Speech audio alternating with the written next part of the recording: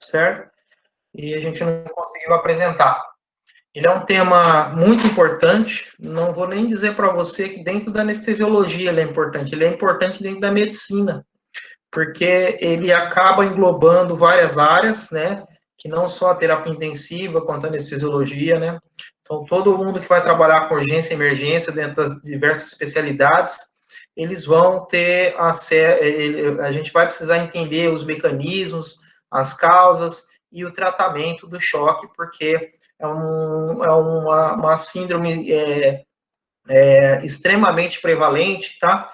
Que precisa de uma identificação precoce, precisa de uma abordagem rápida, porque mesmo com o avanço da medicina, ela ainda possui uma mortalidade, uma morbidade extremamente alta. O choque, esse termo choque, ele foi descrito pela primeira vez por um médico francês, Henri François Ledran, em 1743. Então, quer dizer, já é uma entidade que a gente conhece há muito tempo. E ele basicamente significava um colapso agudo cardiovascular pós-trauma. Então, inicialmente, esse termo choque ele foi ligado a um quadro cardiovascular, provavelmente um choque hemorrágico que a gente estaria falando, né, ligado a trauma. Só que foi se observando ao longo do tempo que, embora essa ocorrência do choque hemorrágico, por exemplo, ela compartilhava mecanismos semelhantes com outras patologias que não fosse o quadro hemorrágico, por exemplo, um quadro séptico. E Sparrow, né, introduziu esse termo na literatura médica inglesa, já mais ou menos mudando um pouco esse conceito, né, mostrando que o choque ele estava presente em outras entidades também. Em 1815, Guthrie utilizou esse termo, utilizando como a instabilidade fisiológica. E se a gente for observar, nos dias de hoje, o conceito de choque, é exatamente isso que acontece. Existe uma quebra da homeostase, uma quebra que, se não tratada imediatamente, identificada, interrompida de forma imediata, ela pode se tornar irreversível e levar o indivíduo ao quadro de falência de órgãos, ao quadro de óbito.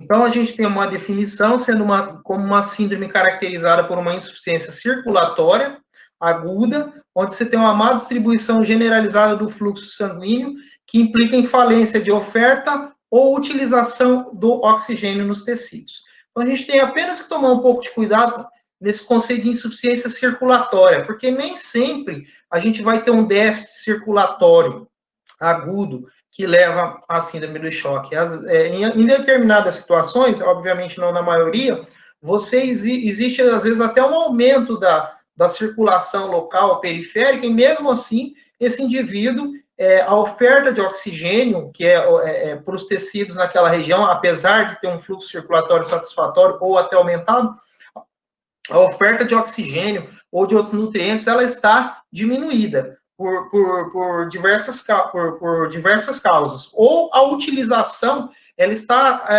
acima dos níveis normais, e também a gente vai ter nesse caso, um quadro de choque.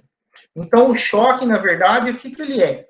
Ele é uma doença hoje com uma fisiopatologia bem definida, onde você tem uma redução do fluxo efetivo ou uma falência no transporte ou na liberação de substratos essenciais à manutenção dos sistemas orgânicos. E quando eu falo em substratos essenciais à manutenção dos sistemas orgânicos, eu estou falando principalmente em relação ao oxigênio tecidual. Então, eu tenho uma perfusão tissular inadequada, que pode ser pelas mais variadas causas. Pode ser desde uma perda sanguínea, a um quadro de um choque séptico, a uma falência de bomba cardíaca, a um quadro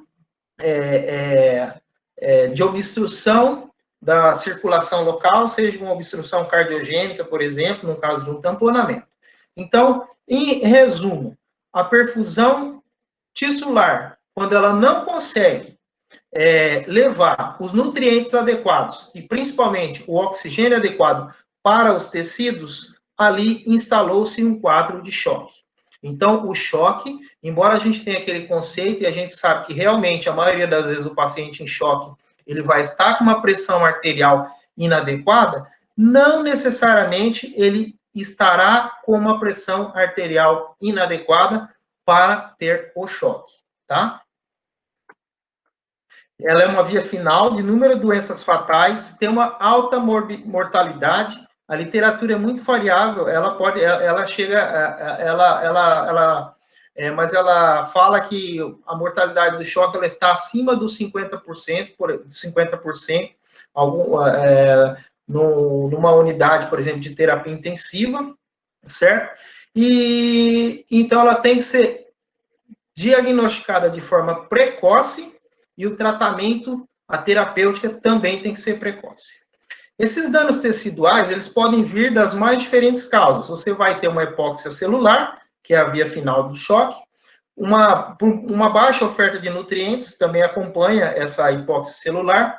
Você vai ter redução de depuração de substâncias tóxicas quando você tem um indivíduo em choque, quando você tem um indivíduo com a perfusão prejudicada, as substâncias tóxicas elas vão se acumulando no organismo e piorando essa hipóxia tecidual.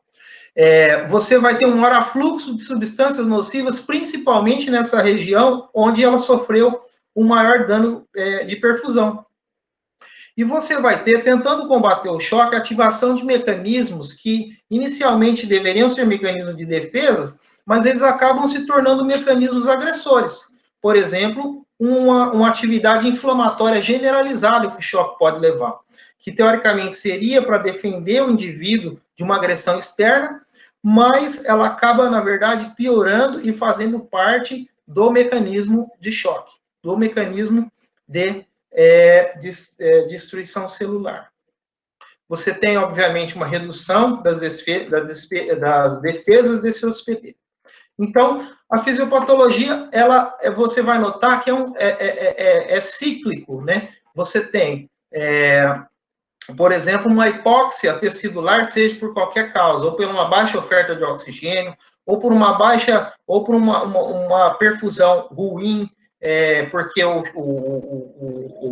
o indivíduo, por exemplo, está com choque cardiogênico, ou um choque hemorrágico. Então, essa hipóxia celular, ela altera o mecanismo de bomba de sódio e potássio, provoca o edema celular, provoca alterações intracelulares, que em última instância vai fazer uma regulação inadequada do pH intracelular e vai perpetuar esse mecanismo de hipóxia de forma que essa célula vai morrer. Então, nós temos a alteração do pH sérico. Essa alteração do pH sérico vai cursar também com disfunção endotelial. Essa disfunção endotelial, ela é suficiente para provocar uma ativação da cascata inflamatória e também anti-inflamatória, de forma generalizada no organismo, alterando todo o mecanismo celular, atrapalhando no funcionamento das mitocôndrias celulares, e isso vai, de forma cíclica, né, alterar o pH sérico, e essa disfunção permanente, ela vai invariavelmente levar a célula à morte. Então, esse dano tecidual irreversível, ele vai chegar num certo estágio em que você não consegue mais contornar. E aquele indivíduo que você nota que ele ficou grave lá na UTI, que ele está grave, e as chances deles realmente, depois de um certo tempo em que eles mantêm esse choque, a permanência desse choque não tratado ou subtratado, ele vai levar esse paciente a dano dos órgãos de órgão-alvo, falência de múltiplos órgãos e a morte. Então, tudo começa com a morte celular. Levou a dano de órgão-alvo, falência de múltiplos órgãos e morte, né? Então, você nota que, independente da causa do choque, você vai ter algum grau de resposta de inflamatória sistêmica.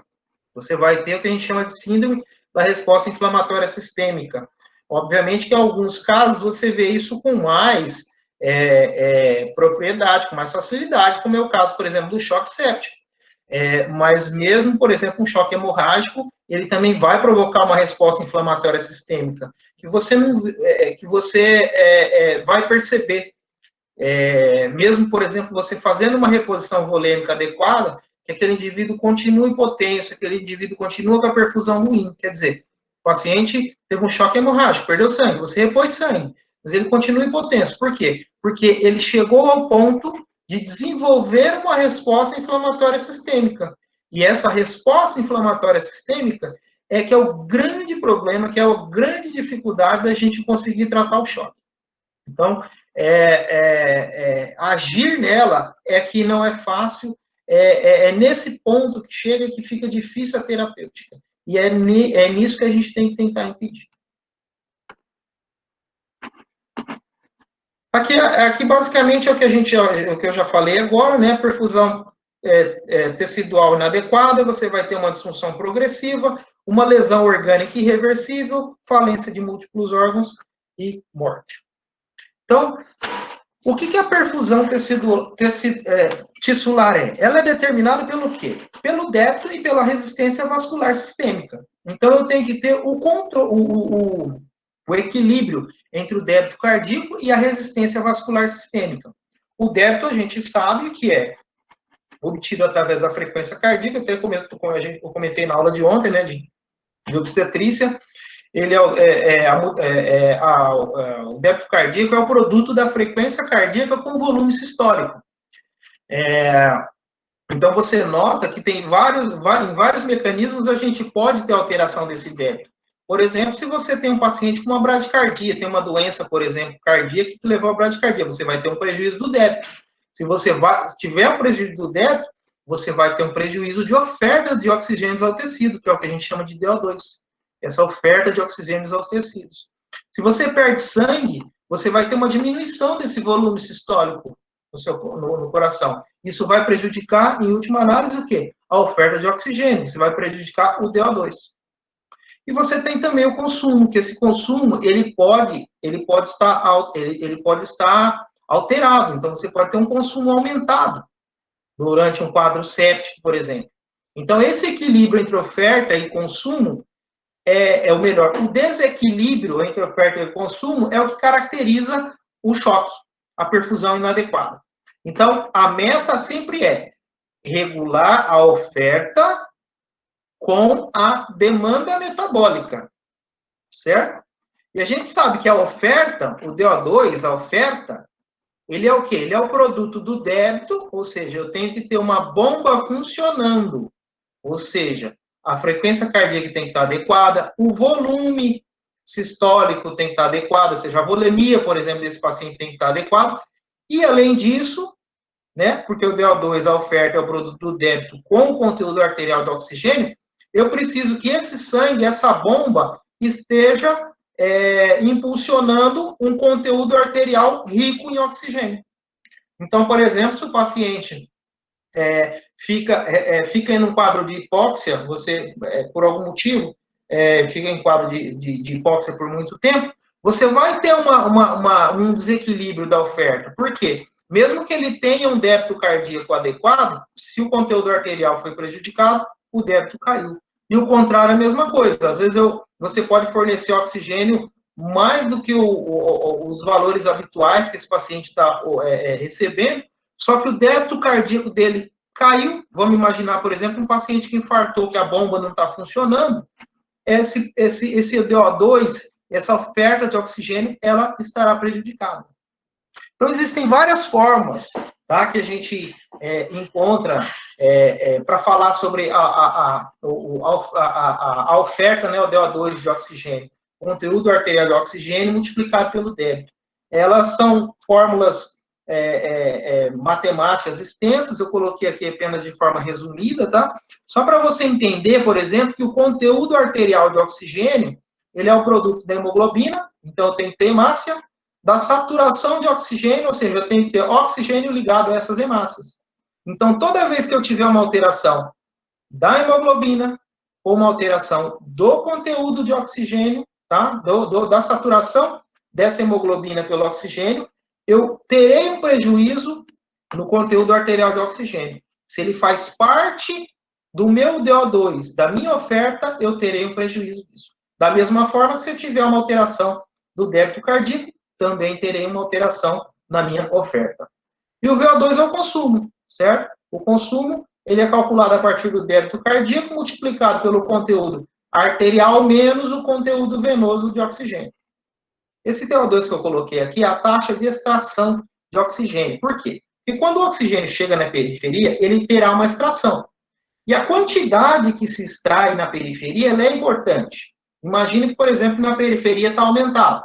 No quadro séptico, por exemplo, você vai ter uma extração grande, certo? Ou, por exemplo, você tem um choque circulatório. Imagina que a bomba cardíaca, o coração, não está bombeando com eficiência. Se ele não bombeia com eficiência, o sangue vai passar mais lentificado nessa periferia. Se ele passa mais lentificado na periferia, essas células da periferia, elas vão extrair mais do que o necessário, certo? E esse paciente, mais do que o habitualmente, ele extrai. E isso vai acarretar o quê? Vai acarretar um prejuízo na oferta desse oxigênio. Vou falar uma coisinha bem grosseira aqui, que principalmente a molecada, eu talvez, acho que hoje, não sei se o pessoal brinca disso, mas na época tinha um corredor polonês, né, que a gente brincava lá no colégio, né, fazia aquele corredor, né, e aí o pessoal ficava preparado para dar umas porradas em quem passasse, isso é quando você tinha uns 10 anos de idade, né. O que acontecia? Você tentava passar numa boa velocidade, correndo, porque se você fosse passar devagarinho, o que ia acontecer? Você ia se machucar, que o pessoal ia bater. Mas é basicamente, grosseiramente falando isso. Quando eu tenho um prejuízo circulatório, a periferia vai consumir mais, eu vou ter mais extração, e aí eu vou ter uma dificuldade de renovação desse oxigênio para os tecidos, tá?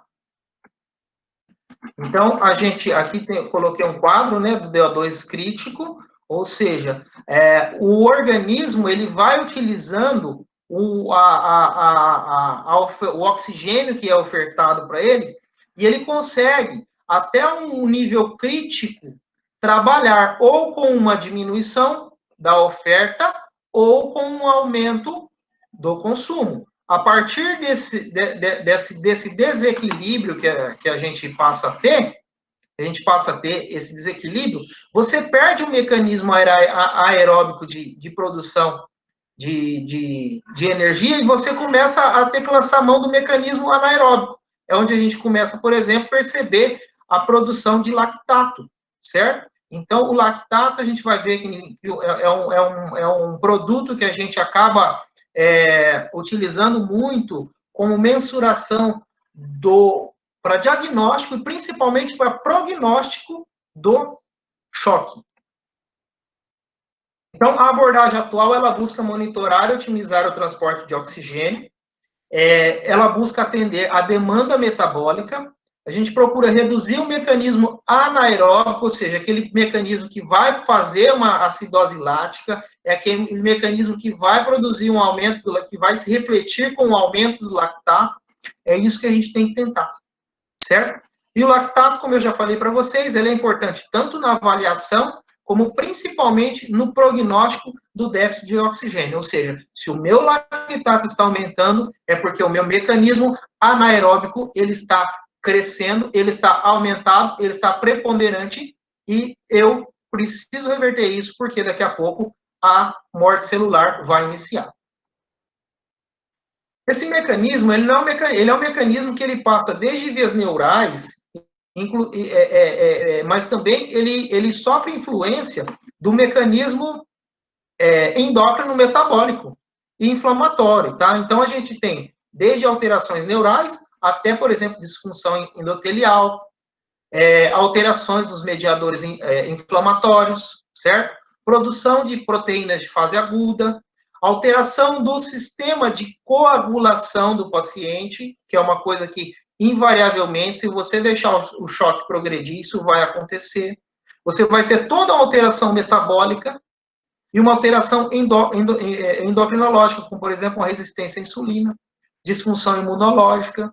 Então, você veja que é um sistema totalmente integrado, que mexe com praticamente com todos os sistemas do organismo, e a gente tem que, a todo custo, impedir a ativação desses mecanismos que, teoricamente, eram para ser compensatórios, mas que, muitas vezes, eles acabam progredindo e piorando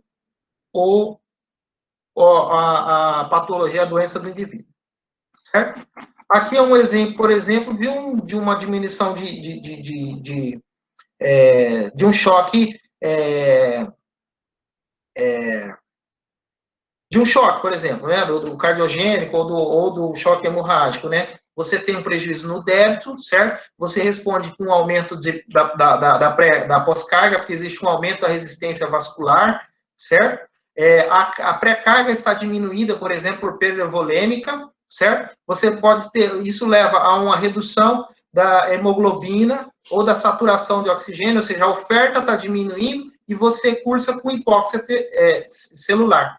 A hipóxia celular faz lesão na microcirculação, certo? E isso vai alterar os mecanismos de coagulação, de coagulação e os mecanismos inflamatórios, você vai ter agregação celular e também obstrução da microcirculação. Então, é um sistema altamente integrado, tá? Endócrino, metabólico e inflamatório. Quando você tem um indivíduo com choque, inicialmente, existe uma preservação do fluxo central, para resguardar o que é de mais nobre. Então, o fluxo central, o que é? É o cérebro, é o coração, certo? Principalmente o cérebro e o coração. Tá? O sistema renal, inicialmente, ele é preservado, mas quando o choque começa a se instalar, ele também sofre um prejuízo, certo? Em detrimento disso, a nossa periferia vai fechar. Então, assim, a gente vai ver que existem diferentes tipos de choque, mas a grande maioria dos choques é aquele paciente que chega vasoconstrito, que é principalmente o paciente do choque hemorrágico e do choque cardiogênico. O choque séptico, inicialmente, existe um quadro de vasodilatação, que depois evolui também para vasoconstrição periférica, nessa tentativa de preservar o fluxo central e enquanto os tecidos periféricos acabam sofrendo de forma mais precoce. Você tem uma redução do fluxo sanguíneo renal e também uma ativação do sistema renina, angiotensina e aldosterona, na tentativa de preservar o volume desse paciente, a volemia desse paciente. E a gente vai ver que essa diminuição dessa produção energética, ela acaba alterando, por exemplo, deteriorando principalmente um tecido altamente dependente de energia, que é o tecido miocárdico. Então, o coração é um sistema, é um órgão que sofre demais no quadro de choque. Às vezes a causa é o próprio coração, mas muitas vezes ele acaba sofrendo uma lesão indireta, por exemplo, num choque séptico. Muitas vezes o paciente tem um quadro de sepse e ele acaba tendo uma diminuição da produção energética, do fornecimento energético, e você tem um prejuízo da contratilidade miocárdica.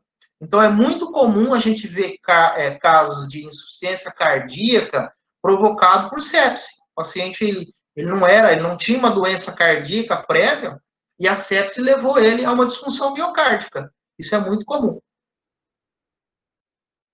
Então, a gente vai encontrar alguns efeitos desse choque, né? Então, por exemplo, no coração você vai ter uma depressão miocárdica, você vai ter um edema das células cardíacas. Esse paciente, ele pode passar por um quadro de isquemia coronariana, principalmente se ele já existia uma doença coronariana prévia.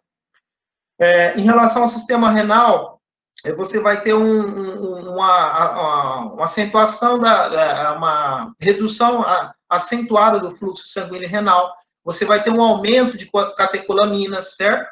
E essa lesão permanente, persistente, ela leva a um quadro de lesão tubular e necrose. Né? Então, você vai ver que o paciente com choque, ele vai desenvolver um quadro de oligúria e também de retenção das escórias nitrogenadas.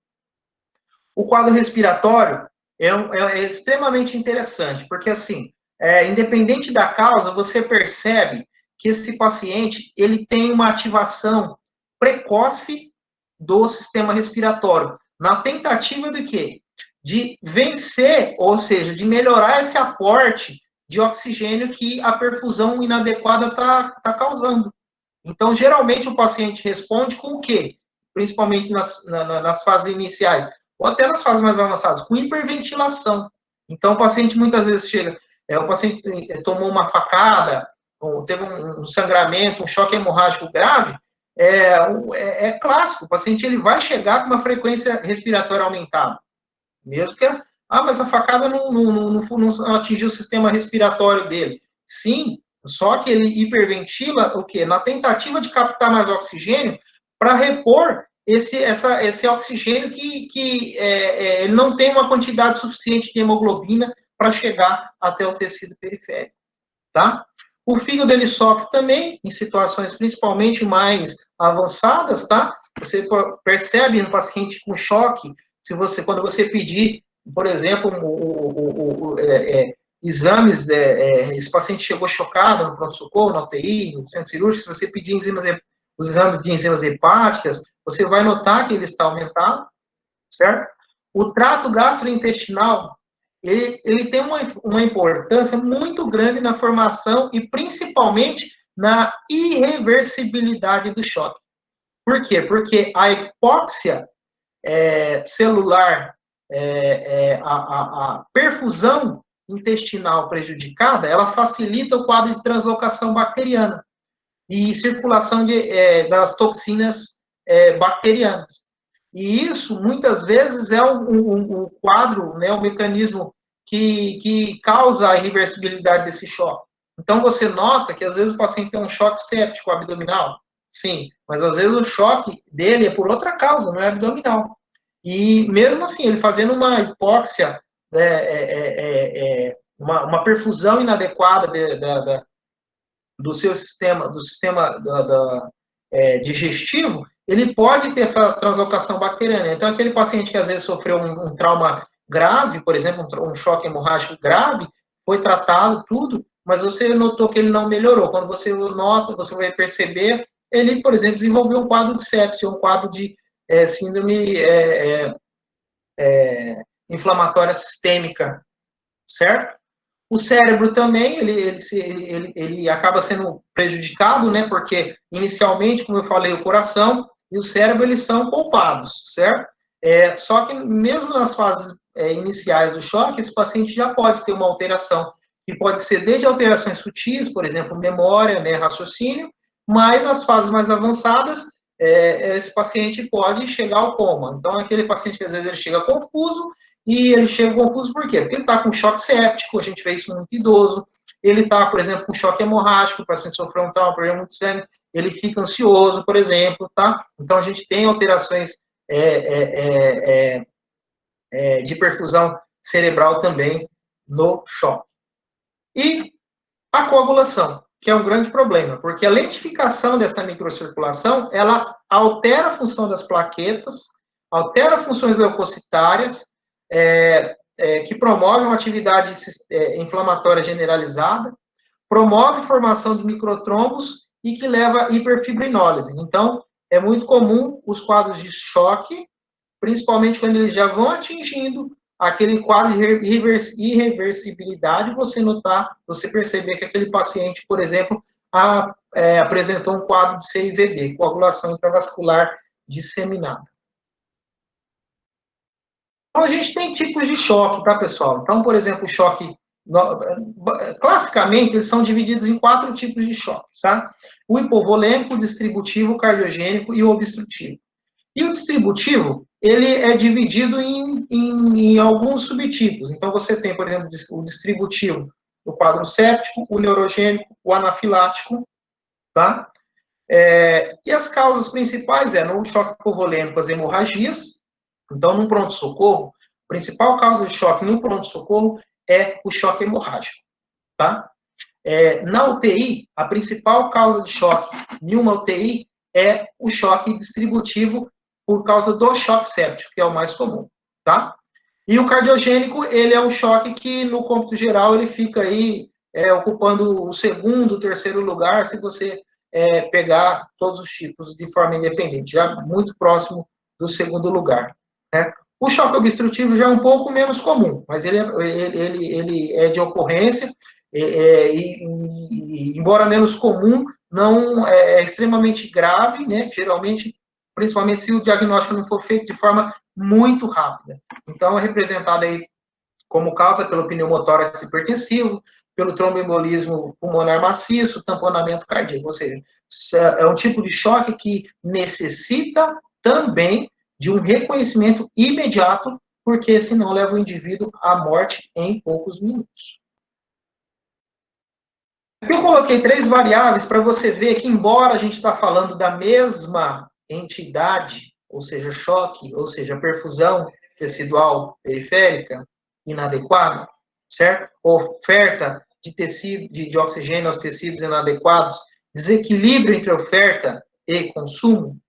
Se a gente for, você vai ver que ela apresenta características diferentes. Dentro de tipos, mesmo entre os tipos, apresenta características diferentes, e às vezes entre o mesmo tipo de choque, dependendo do estágio em que ele se encontra. Então, às vezes, por exemplo, choque cardiogênico, PVC. PVC é a pressão venosa central. É aquela pressão que a gente consegue aferir na veia cava superior, por exemplo, ou se você tiver um catéter de Swan-Ganz na artéria pulmonar, certo? Ou seja, ele está representando a pré-carga desse paciente. No choque cardiogênico, ele vai estar aumentado. Por quê? Porque a bomba tem uma falência e você vai ter um represamento de sangue. Então, você vai ver que a pressão venosa está aumentada. É aquele coração que está cheio de sangue, mas o coração está cheio de sangue, o sistema vascular, a veia cava, está com uma pressão aumentada. Por quê? Porque a bomba não consegue jogar isso para frente. Certo? Mas você pode ver, por exemplo, que no choque hipovolêmico, ele vai estar diminuído. Por que ele estará diminuído? Ele estará diminuído porque falta volume para ele. O paciente, o choque hipovolêmico é o choque hemorrágico, por exemplo, o paciente perdeu sangue. Então, nota vocês que, embora a gente está falando de choque, eles possuem características diferentes. No distributivo, por exemplo, ele pode estar normal ou pode estar diminuído. E no obstrutivo, ele vai estar aumentado. Por quê? Porque existe um fator de obstrução que impede a progressão desse sangue, então a pressão venosa central, ela vai aumentar, certo? A resistência vascular sistêmica, por exemplo, no choque cardiogênico, ela aumenta, certo? Então, é aquele indivíduo que, pelo baixo débito, e por mecanismos neuromorais, ele apresenta uma vasoconstrição generalizada. Uma vasoconstrição generalizada. Então, a resistência vascular sistêmica, ela encontra-se aumentada tanto no choque cardiogênico quanto no choque hipovolêmico. Em compensação, no distributivo, onde a periferia sofreu uma alteração significativa, ou seja, aumenta a sua capacitância, ele encontra-se diminuído. Por exemplo, o indivíduo, o choque distributivo, vamos dar um exemplo aqui, o choque anafilático. O paciente ele fica vasodilatado, então a resistência vascular sistêmica diminui, certo? O débito cardíaco, a gente tem ele diminuído em basicamente todos os tipos de choque, com exceção do distributivo, que ele pode estar aumentado, normal, o débito cardíaco, mas nas fases mais finais, nas fases mais graves, ele também pode estar diminuído. Então, é isso que vocês têm que ter em mente. E o choque, eles são as mesmas entidades, mas eles possuem características diferentes. E eu tenho que saber diferenciar essas características para ajudar no meu diagnóstico, que parece muito fácil, né? Falar, choque cardiogênico, o cara infartou, fez um choque cardiogênico. O cara teve uma infecção, ele fez um choque séptico. Ele tomou uma facada, perdeu um monte de sangue aqui, choque hipovolêmico. A maioria das vezes, graças a Deus, a gente consegue identificar qual é a causa do choque e tratar as variáveis. Mas vocês, por várias vezes durante a carreira de vocês vão encontrar indivíduos onde você não vai conseguir, apesar de saber que o paciente está chocado, você não vai conseguir diferenciar qual tipo de choque. Até mesmo porque, na boa parte das vezes, esses mecanismos, eles estão trabalhando, ocorrendo juntos, simultaneamente. Então, você pega, por exemplo, um choque séptico, um paciente cardiopata. Você pega um choque hipovolêmico num paciente séptico. Então essa mistura, às vezes, atrapalha, confunde o diagnóstico e, principalmente, dificulta o tratamento, certo? Então, no choque, a gente tem que diferenciar o tipo. Então, nós temos que fazer uma boa anamnese, um exame físico cuidadoso. O diagnóstico do choque, ele precisa ser clínico. É lógico que hoje a gente tem recursos que ajudam, facilitam e devem entrar na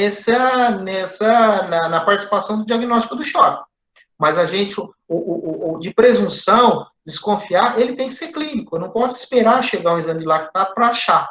Eu tenho que pedir o exame de lactato, por exemplo, para já desconfiando que esse paciente estava em choque, certo? Então, temos que lançar a mão de monitorização hemodinâmica, não invasiva e também invasiva.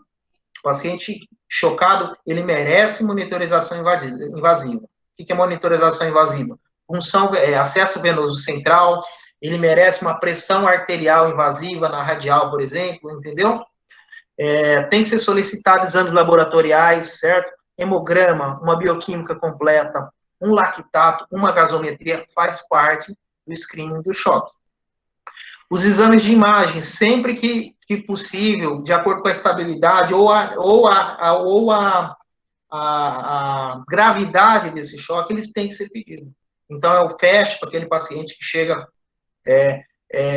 em politrauma, por exemplo, no pronto-socorro, certo? Uma tomografia naquele paciente, por exemplo, que tem um abdômen agudo, certo? Uma radiografia de tórax, por exemplo, num paciente, ou uma tomografia num paciente que tem um quadro, a princípio, de choque de origem séptica, por exemplo, um foco pulmonar, certo? E o atendimento, os exames iniciais, ele depende da gravidade desse paciente. Então, paciente que chegou em choque, ele tem que estar o quê? Monitorizado. Não existe paciente chocado, largado lá na sala verde, na sala azul, sala sei lá que cor.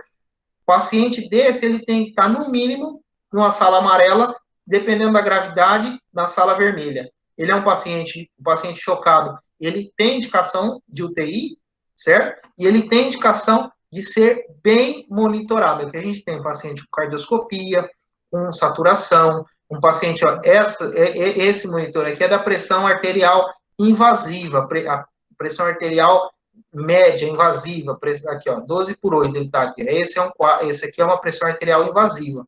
Capnografia, se ele estiver entubado, certo? E tem vários outros parâmetros. Isso aqui, na verdade, é o básico do básico. Hoje a gente tem recursos, principalmente nos grandes centros, muito mais avançados para você monitorar essa hipóxia tissular. Então, é aquele paciente que ele chegou lá na sala de emergência, o que ele vai ganhar? Ele vai ganhar um acesso venoso, ele precisa ser monitorado a diurese, paciente com choque precisa ser monitorado a diurese, ele precisa ser monitorado clinicamente a perfusão, você tem que coletar uma gasometria arterial nesse paciente, a mensuração da pressão arterial, se você não tiver, deveria, se tiver, ótimo, mas se não tiver, essa mensuração da pressão arterial tem que ser frequente, ele tem que estar com uma monitorização eletrocardiográfica, independente do tipo de choque, tá?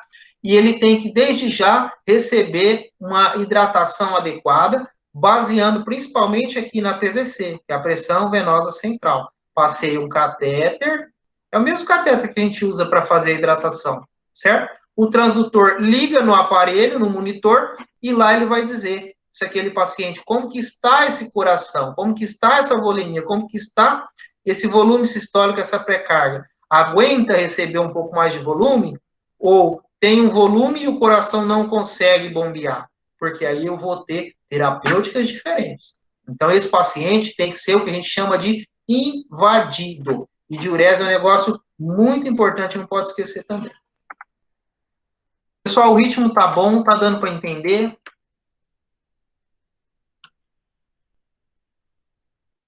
Tá sim, professor, tá tranquilo. Pode continuar. Então, vamos seguir.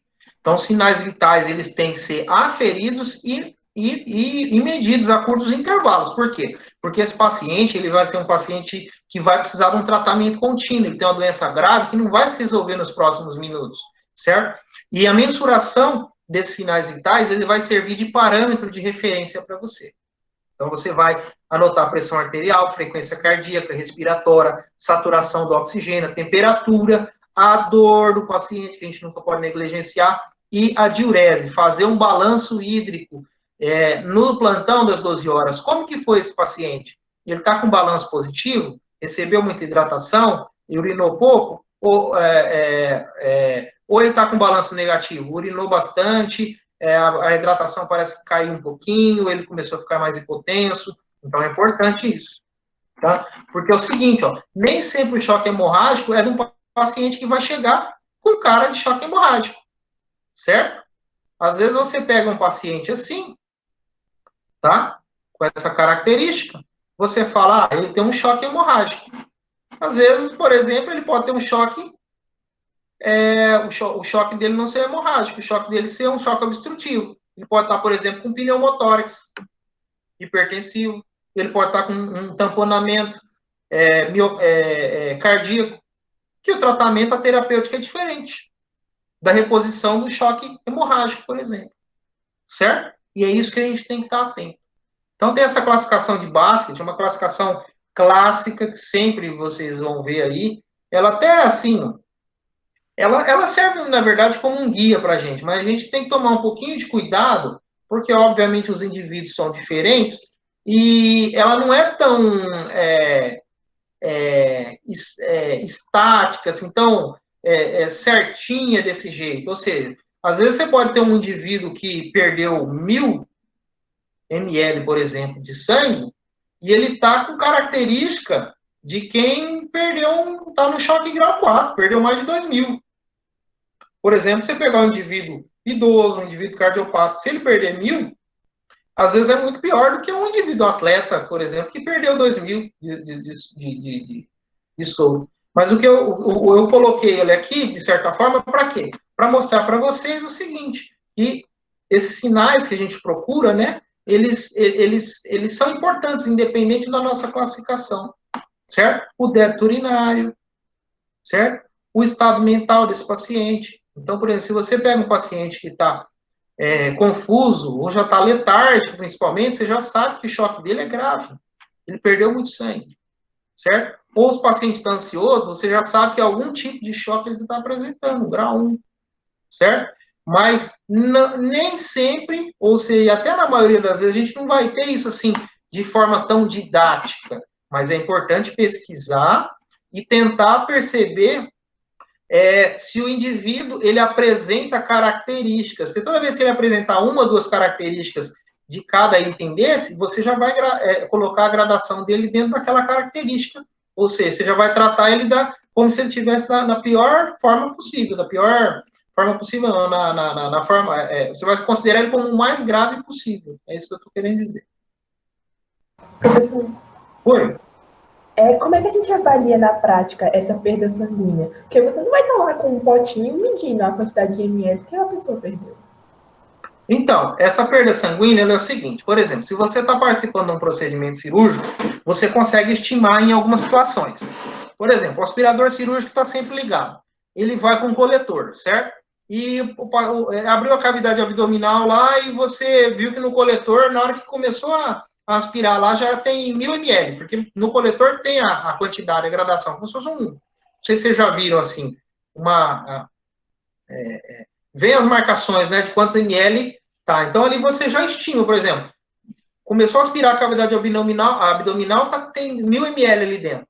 Só que tem compressa, cada compressa você vai ter uma quantidade que você vai estimar, que você pode até pesar, inclusive, essas compressas, entendeu?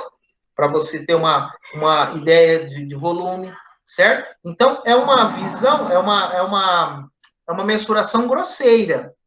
Você está entendendo? Não é uma mensuração tão fiel, mas que Oi? Só para dizer que eu entendi, é mais para a questão da cirurgia, né? Não é mais para trauma, essas coisas. Isso. No trauma, o que acontece? Quando você tem... no trauma, na verdade, para você estimar quanto... Na verdade, não é que assim, você estima quanto perdeu. Você vai ver os sintomas que ele está apresentando para você ter uma ideia de quanto perdeu. Você entendeu? Entendi, sim. Então, vamos supor, por exemplo, que chega um indivíduo pálido, vamos imaginar.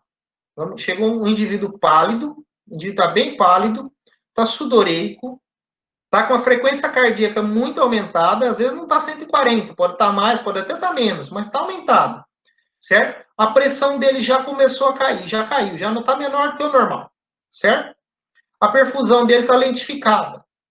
Ele está taquipneico, certo? E ele está confuso. Então, você já sabe que esse indivíduo sangrou muito.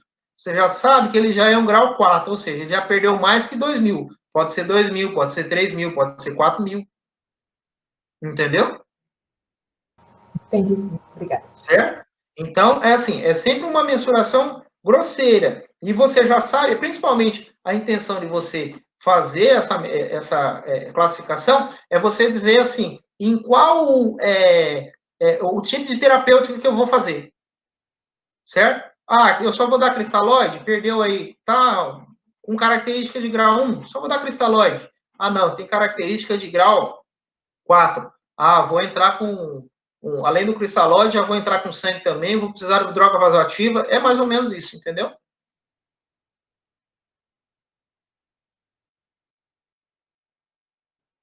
Então, o choque ele pode ter características de um choque hipodinâmico, que é o que a gente encontra na maioria dos choques, como eu falei para vocês, né? Um baixo débito, uma alta resistência vascular periférica. A gente encontra isso principalmente no choque cardiogênico e no choque hipovolêmico, tá? Principalmente o cardiogênico, onde o indivíduo apresenta prostração, ansiedade, hipotensão, taquicardia, pulso fino, pele fria, pálida, cianótica. Quem nunca viu no pronto-socorro, o dia que vê não vai esquecer nunca mais, vai lembrar dessa aula, tá? É um indivíduo que você bate no olho e você vê que se você não fizer nada por ele, ele vai morrer. Ele está bem grave, ele chega extremamente ansioso, muitas vezes é aquele indivíduo que ele chega extremamente ansioso falando para eu estou morrendo, eu estou morrendo, eu estou morrendo. Então, vai ser fácil reconhecer essa classificação. Com taquipneia, sudoreico, muita sede, pede água a todo custo. Muitas vezes, um dos primeiros sintomas pode ser náusea e vômito. Então, às vezes, você está lá fazendo um procedimento anestésico, por exemplo, cirúrgico, e eu vou até contar uma história. No meu primeiro dia de residência, me deixaram numa sala, estava tendo uma esterectomia vaginal. Eu do lado de cá, esterectomia vaginal, você coloca a tenda, né? O pessoal está operando lá, depois das pernas, na região genital da paciente, né? Fazendo a esterectomia pela região da genitália. Então, fica aquela tenda aqui e eu estou acompanhando a paciente do lado de cá, né? Do lado da cabeça dela. Aí ela começou a cursar com náusea e vômito. Eu achei que pudesse ser alguma coisa relacionada ao anestésico, né? Aí chegou o preceptor e falou, vem aqui, dá uma olhadinha aqui. Quando eu olhei, ela estava fazendo uma grave hemorragia. O pessoal estava com dificuldade lá, então tinha bastante sangue saindo. Ou seja, a náusea e vômito dela é uma resposta do quê? Da hipovolemia. Então, é um sintoma precoce e comum, tá? Oligúria, anúria, confusão e nas fases mais tardias, inconsciência. E o choque hiperdinâmico é aquele choque de alto débito e de baixa resistência vascular periférica, onde a gente encontra isso principalmente nos quadros iniciais de choque séptico ou no choque anafilático, né, onde o indivíduo apresenta ansiedade e depois prostração, hipotensão, que nem sempre é acentuada, taquicardia, o pulso amplo, certo? A diferença aqui é que muitas vezes você tem esse indivíduo com pele quente, ele às vezes é até ruborizado, bem diferente daquele choque hipodinâmico, certo? E esse indivíduo nem sempre ele tem sudorese, tá? Ele hiperventila também, ele pode ter febre, pode ter calafrios, vai ter oligúria, certo? Então, geralmente, isso aqui a gente encontra com grande frequência no quadro séptico nas fases iniciais. Nas fases mais tardias, o quadro do choque séptico acaba adquirindo características de choque hipodinâmico também, certo? Então, chegou um paciente com choque, qual que vai ser sua conduta? Avalio e suspeito. Monitoriza esse paciente de forma imediata. Sala vermelha, certo? Início precoce da estabilização clínica. Baseado no quê? No ABCDE. Então, independente do tipo de choque, a gente pode seguir essa sequência que o ATLS nos ensinou, certo? Vou solicitar exames, hemograma, bioquímica, lactato, gasometria arterial e venosa, certo?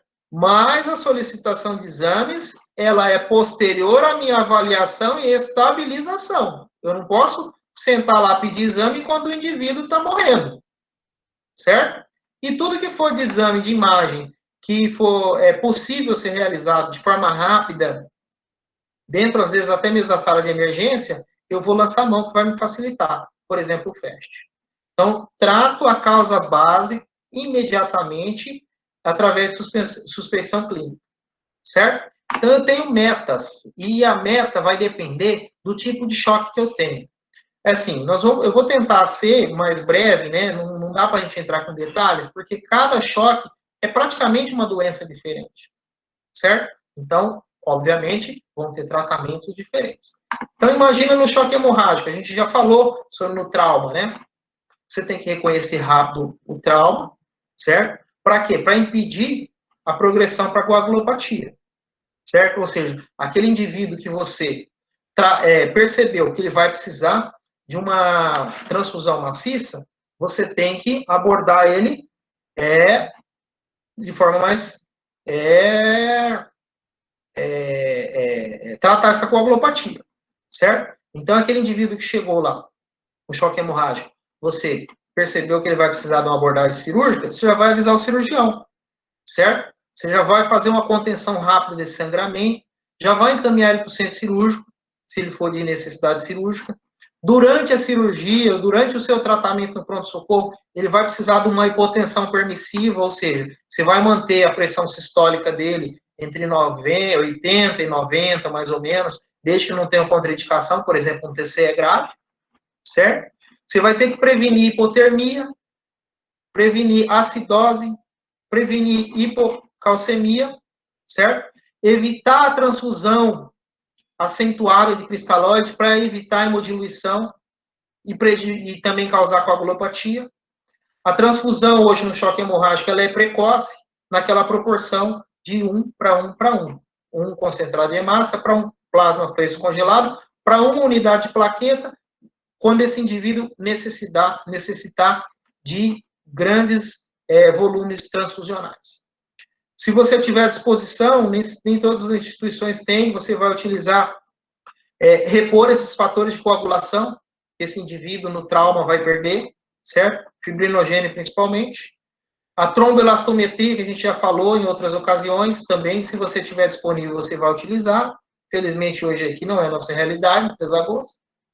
Certo? O uso precoce de antifibrinolítico, no caso, ácido tranexâmico é o de eleição, que a gente faz nas primeiras 3 horas do evento, e depois mantém uma infusão de 1 grama nas primeiras 3 horas e mantém a infusão de mais 1 grama nas próximas 8 horas, e uma monitorização invasiva desse paciente com pressão arterial invasiva e pressão venosa central.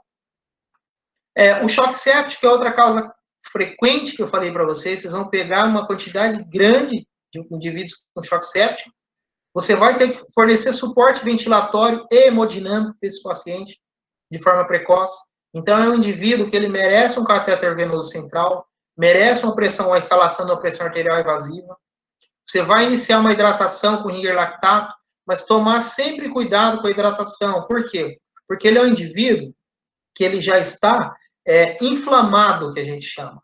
Então, essa inflamação que acomete de forma generalizada, e principalmente, por exemplo, o pulmão, ele corre o risco de você fazer um edema pulmonar, se você não for cauteloso na sua hidratação.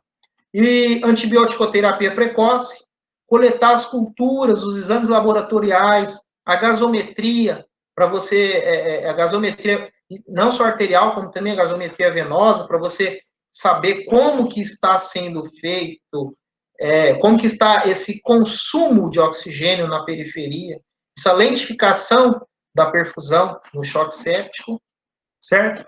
Controlar a anemia do paciente, já que a gente precisa de um transporte adequado do oxigênio, eu preciso que encarregue, então eu não posso deixar esse indivíduo anêmico. E a intervenção cirúrgica, ela tem que ser também precoce, quando a causa indica essa necessidade, por exemplo, uma drenagem, um abscesso, uma amputação de um membro francamente infectado, certo? E esses indivíduos, eles acabam tendo necessidade de terapia vasopressora e inotrópica. Vasopressora, porque eles fazem hipotensão, eles estão vasodilatados. Inotrópica, porque a sepse, ela afeta a contratilidade miocárdica. Então, ela dá um prejuízo na função cardíaca também.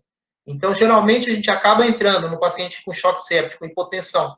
A gente entra com a noradrenalina, que geralmente é o nosso vasopressor de escolha. Quando esse paciente melhorou um pouco a pressão arterial, a gente entra também com a droga inotrópica para melhorar o quê? Melhorar o débito, e melhorando o débito, eu melhoro oferta de oxigênio, conforme eu falei naquelas fórmulas que eu mostrei para vocês, tá? Então, os nossos principais inotrópicos utilizados é a noradrenalina. A adrenalina e a vasopressina, principalmente a noradrenalina, que a gente utiliza, tá certo? Ele aumenta a resistência vascular periférica e também tem um aumento do débito cardíaco, certo? E o que a gente mais acaba utilizando como droga inotrópica é a dobutamina. Ela melhora o débito cardíaco, certo? Aumenta um pouco a frequência, tem que tomar um pouquinho de cuidado, certo?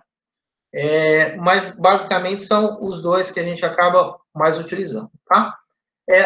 Choque é uma área grande, extensa, interessante, e vocês vão ver bastante, pode ficar tranquilos em relação a isso. Vocês vão no pronto-socorro, no centro cirúrgico, não tem, então nem se fala, vocês vão saber manejar, saber identificar esses pacientes. Isso aqui foi só para vocês não, que já tiveram boa parte disso, relembrar um pouquinho, saber que o anestesista, ele tem que conhecer choque, ele tem que saber tratar choque, todos os tipos de choque, porque a prevalência é muito alta, tá? E é aquela coisa assim, não dá para abrir o livro e sair pesquisando. É o que você tem que agir de forma imediata. Algumas coisas dá para você tem tempo para pesquisar, pensar. As outras não. As outras têm que ser, de certa forma, até medular. Tá bom? Então, espero que tenha sido proveitoso, tá? Essa aula. A gente está aberto aí para as perguntas, tá certo? Essa é a imagem do Hospital do Servidor Público Municipal. Quem for fazer residência, e eu espero de coração que todos façam residência, independente se é anestesia ou outro tipo de residência. Essa é uma boa casa, uma boa instituição para receber residentes, tá? Então, a gente está aí aberto às discussões.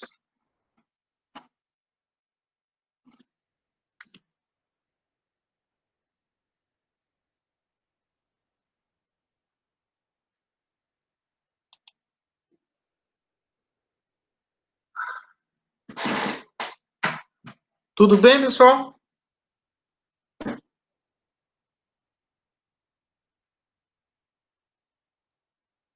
Tudo certo, professor. Ótima aula. Mais uma, né? Eu não estou conseguindo abrir o chat aqui. Tem alguma pergunta? Vocês querem saber alguma coisa?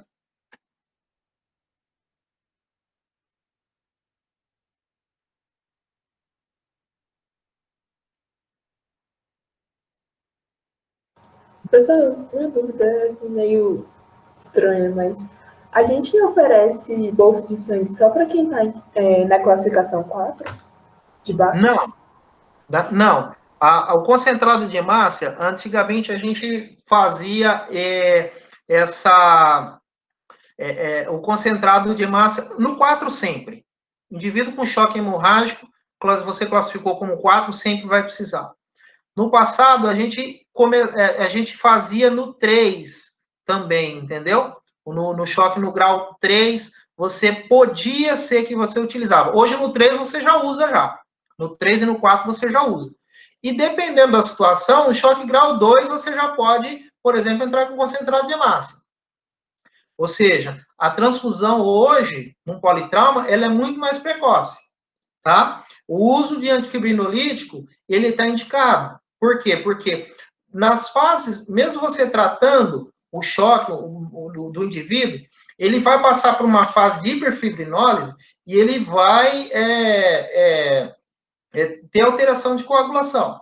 Mas hoje, no choque grau 2, pode ser que você já use. Então, antigamente, no ATLS, você usava lá, chegava o indivíduo, era indicado receber 2 acessos calibrosos, né, e fazer 2.000 de cristalóide, para depois você ver se ia ter resposta, para depois entrar com transfusão, certo? Hoje não. Hoje, você fez 500 de cristalóide, de ringue lactato, fez mais 500, esse indivíduo não respondeu, você já está indicado, você já pensar, você já fazer uma transfusão do concentrado, reposição do concentrado de massa nesse indivíduo, tá? Então, ele é precoce, entendeu? Hoje é mais precoce do que era no passado. Entendi, sim. Obrigada. Quando eu falei para vocês em relação ao choque, a essa dificuldade, muitas vezes, que a gente tem de reconhecer o tipo de choque, isso acaba alterando o nosso tratamento. Uma vez eu vi um caso de um paciente que ele chegou no pronto-socorro, ele chegou com uma taquicardia supraventricular. Uma taquicardia supraventricular, o pessoal fez uma cardioversão dele, né, um choque cardioversão, achou que esse indivíduo tivesse infartado, né, e na época pediu enzima, chamou a cardiologia viu e liberou o paciente. Liberou não, ele viu que as enzimas, acho que vieram normais, as enzimas cardíacas vieram normais, e um senhor de idade, um senhor de origem bem simples, bem humilde, que tinha uma certa dificuldade em explicar os sintomas, tudo que estava sentindo, e ele, depois de 12 horas de observação, um pouco mais, ele foi liberado para casa. Menos de 12 horas, ele retorna ao hospital, trazido pelo serviço de urgência da cidade, em choque, certo? A princípio, o que você imagina? Que seja um choque cardiogênico. Né? Então, o pessoal inicialmente achou que era um choque cardiogênico, porque ele já tinha passado teve esse ataque supra algumas horas antes, no dia anterior. Só que fazendo o exame mais minucioso, quando ele piorou, foram fazer a sondagem nele, sondagem vesical, durante a inspeção, notou que esse paciente estava com uma síndrome de Fournier. Gravíssimo. Não sei se vocês conhecem síndrome de Fournier, é aquela lesão que acontece na região perianal, que vai invadindo os tecidos profundos. Ou seja, esse indivíduo, na verdade, ele estava com choque séptico. E esse choque séptico, essa liberação das toxinas bacterianas, provavelmente levou a ele a desencadear esse quadro de taquicardia supraventricular. Então, essa descompensação cardíaca, na verdade, a origem era séptica. E esse indivíduo teve que ser levado para o centro cirúrgico para efetuar a drenagem. Depois ele acabou, na verdade, vindo a óbito. Ele chegou muito grave, entendeu? Então, é isso que eu estou dizendo para vocês. Nem sempre é fácil. Por isso, o indivíduo que ele chega com choque, você tem que investigar ele muito profundamente. Você não pode se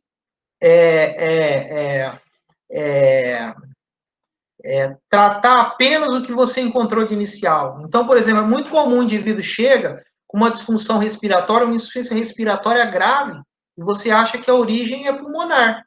E muitas vezes ele só está respondendo, aquele pulmão está inflamado, na verdade, né, com resposta inflamatória sistêmica, oriunda de um quadro séptico urinário, por exemplo. Tá? Então, é isso que a gente tem que estar sempre atento com o paciente de choque.